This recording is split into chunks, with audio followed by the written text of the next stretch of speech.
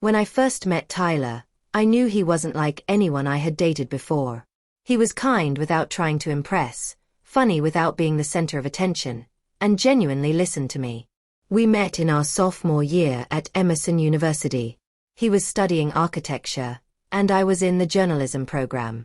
What started as shared notes turned into library coffee dates and weekend walks through the park. Eventually, it grew into a relationship I began to rely on, maybe a bit too much. I had a roommate named Cassidy. She was a fashion major with a bubbly personality, always dressed in something that looked like it belonged on the runway. She had a way of lighting up a room, and people were naturally drawn to her. We got along, though we had different lifestyles.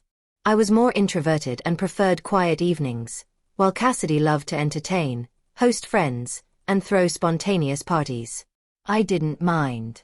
Her energy brought some liveliness to our shared apartment, and we respected each other's boundaries. One rainy Thursday evening, Tyler said he would come over to watch a documentary with me. I was excited. It had been a long week, and I missed spending time with him without distractions.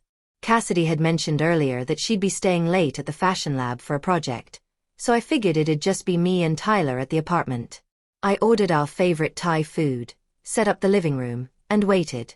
When he texted saying he was outside, I buzzed him in.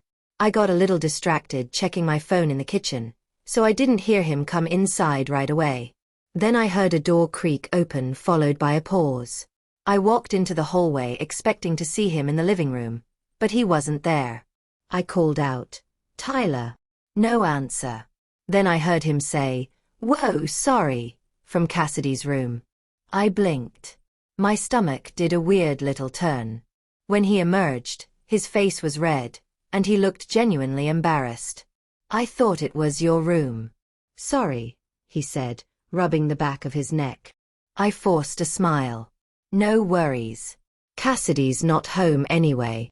But something about the way he was acting, avoiding eye contact, a weird hesitance in his voice, made a tiny bell ring in my head. Still, I shook it off. People make mistakes. Besides, Cassidy's and my bedroom doors were right next to each other. A week later, Cassidy came home unusually quiet. She went straight to her room without chatting, which was unlike her. That night, as we brushed our teeth together, I asked if everything was okay. She hesitated before replying, "Yeah, just tired." But over the next few days, I noticed something had changed.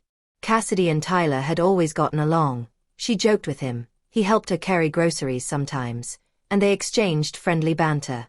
But now she barely looked at him. And when I brought him up, she'd quickly change the subject. One Saturday afternoon, Cassidy left her sketchbook on the coffee table. I glanced over it, not out of nosiness, but because I loved seeing her designs. One particular page caught my attention. It was a stylized drawing of a guy, tall, lean, with a specific haircut and jacket that looked exactly like Tyler's. Next to it was a series of words scribbled in cursive. "He came in, said he didn't mean to. Then he lingered." My heart beat faster. I stared at the page, trying to tell myself it was coincidence. Artists doodle things all the time. But those words haunted me. I couldn't ignore it anymore.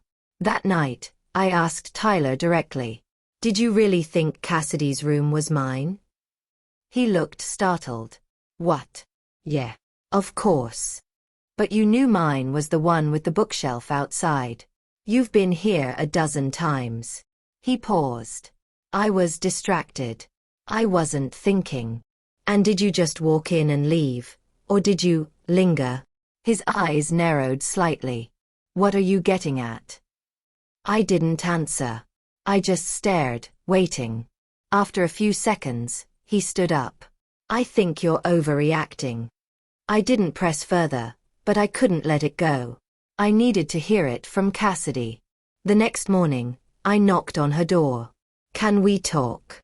She nodded, setting her laptop aside. I took a breath.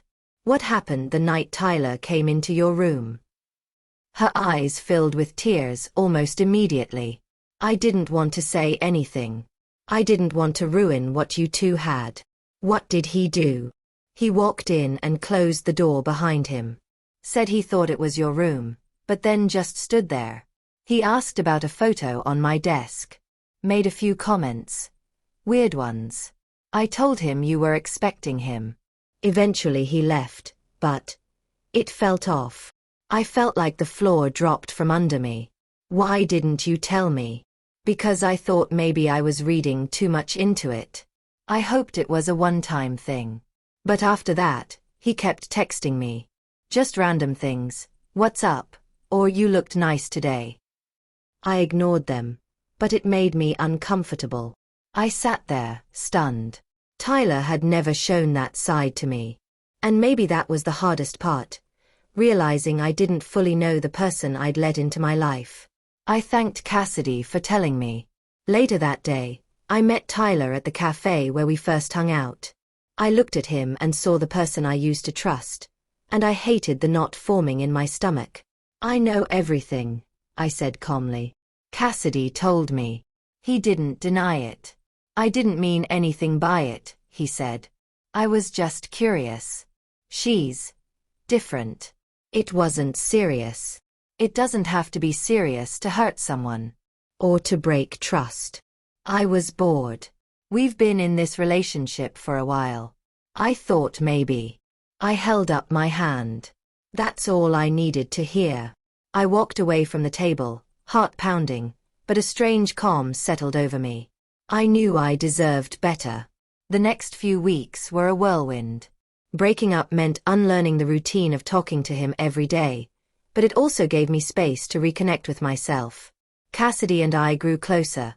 We supported each other through final exams, shared meals, and had deep conversations late into the night. One day she looked at me and said, "You didn't deserve that. And I'm really proud of how you handled it." I smiled, truly meaning it. Thanks. I'm proud of us too. We moved into a new apartment the following semester, a place with more light and a balcony that overlooked the city skyline. New chapters began. Tyler eventually faded into the background of our memories, just another face from college. But I never forgot that night. The confusion, the unease, the realization. Not because of the heartbreak, but because of the clarity it brought. I learned to trust my instincts, to ask hard questions, and to walk away from someone who didn't value honesty. That night Tyler walked into her room. He may have hoped for something reckless, something secretive. But what he gave me, unintentionally, was a truth I needed to see. And I'll never forget that. Not because it hurt, but because it showed me the strength I didn't know I had.